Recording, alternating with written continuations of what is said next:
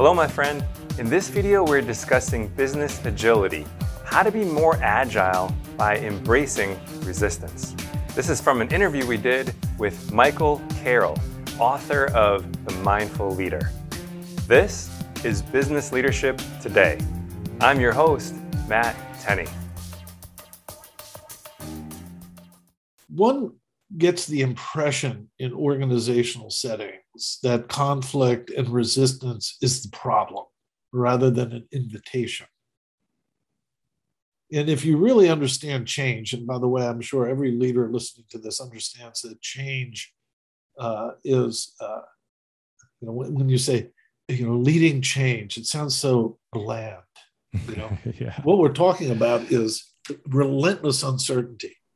Right. Relentless adaptation and agile reading of your market. You really need to be agile given the global situation and the use of data. But nonetheless, change, if there is no resistance, there is no change. Because then it's just static. Right. It's the same thing because there's nothing resisting. You have a flow, right? So the issue here is, in order to change effectively, to remain agile, one must actually embrace resistance.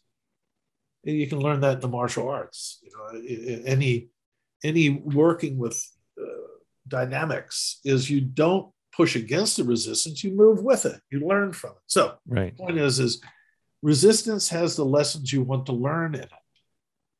Conflict has the lessons you want to learn in it, rather than avoiding or blaming or fixing. It's how do you actually embrace it? That's the fundamental dynamic. And so why is this important for a business culture? Yeah, I'll give you a story. Okay. This is an old story because in preparing for this, I went back to, and I'm not flogging my book here. Nobody buys my vocabulary, but I went back to the Mindful Leader and just was reading through some of the examples that I used there, and it brought back nice memories. But I'll give you an example. So when I was working at Simon & Schuster, I normally don't name my companies, but I'm getting old enough now. Simon & Schuster, we had to do a pretty significant layoff in one of our acquisitions, and we had suggested to the executives in charge of that company to come up with a plan. I had an HR person working with them to try to help them do it, et cetera, et cetera. But the feedback that I was constantly getting was that they couldn't come to any conclusion.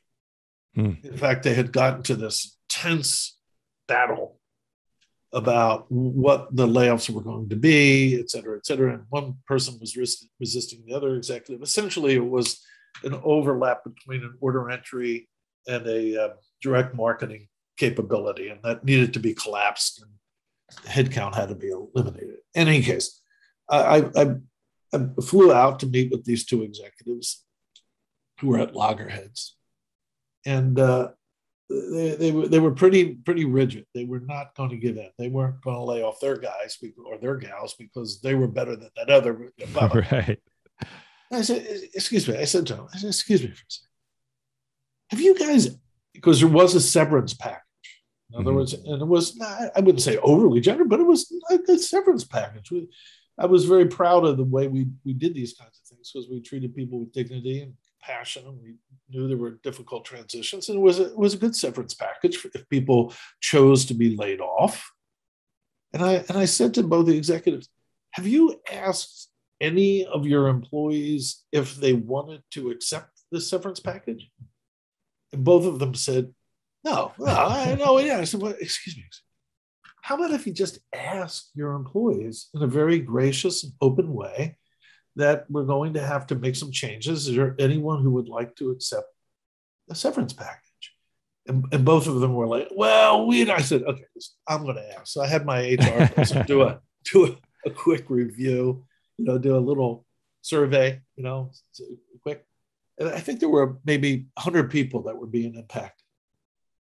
And sure enough, we came back, and 68 of the people wanted to accept the package. 68. And we had to lay off, I think, 48 or something.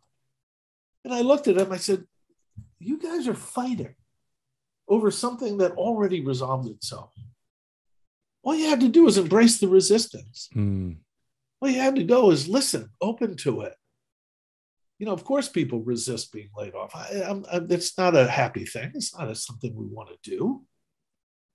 But how about go toward it? Examine it, explore it, get to know it, rather than sit there and fight about it. So hopefully that was an illustration of go toward the resistance, explore the resistance. You may find the actual solution hidden in the very thing you're afraid of.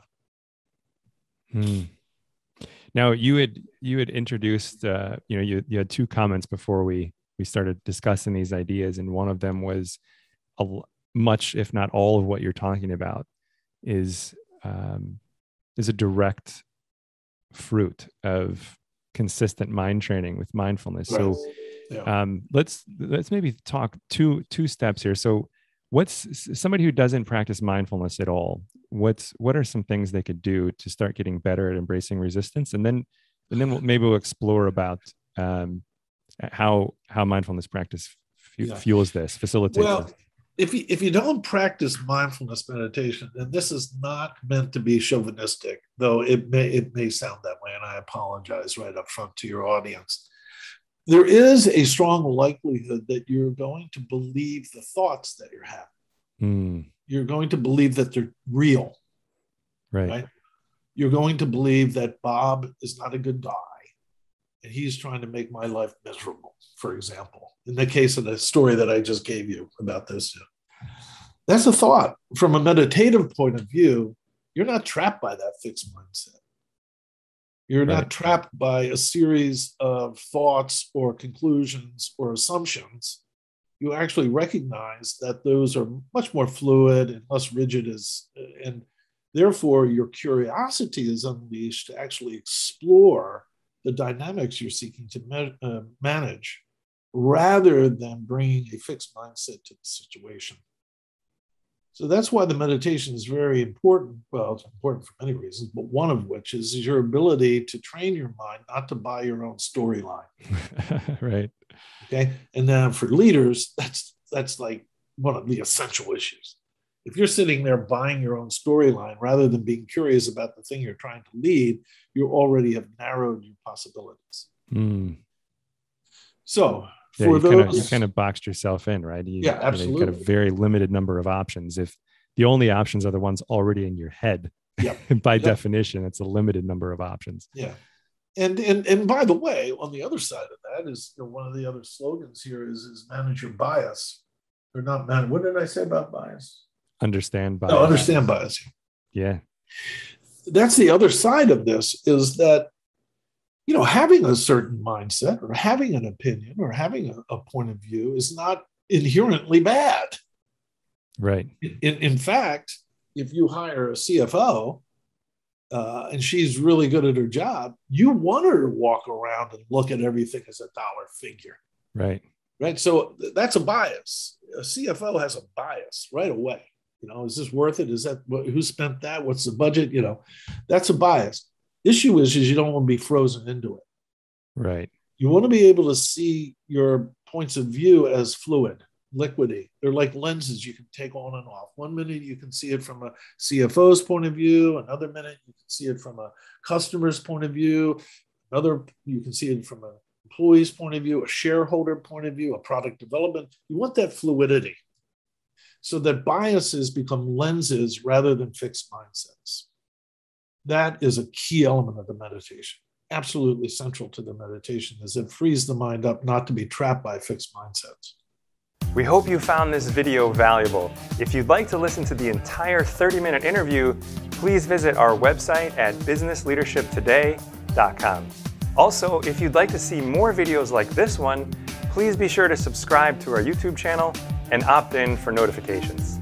Until next time, I wish you great success building a world-class organization that improves the lives of employees and makes a positive impact in our world.